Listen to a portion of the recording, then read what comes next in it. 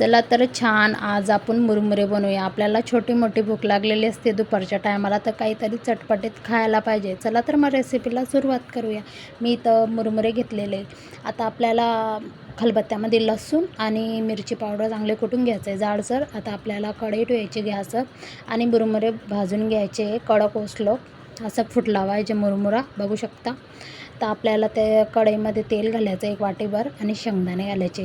शेंगदाणे लालसर चांगले भाजून घ्यायचे आणि काढून घ्यायचे।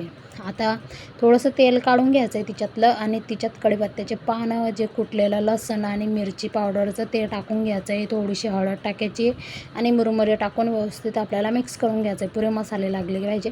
तर आपल्याला शेंगदाणे टाकायचे भाजलेले ते।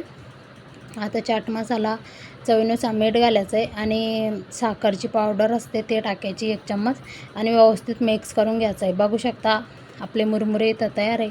तुम्हाला आजची रेसिपी कशी वाटली? लाईक, शेअर आणि सबस्क्राईब।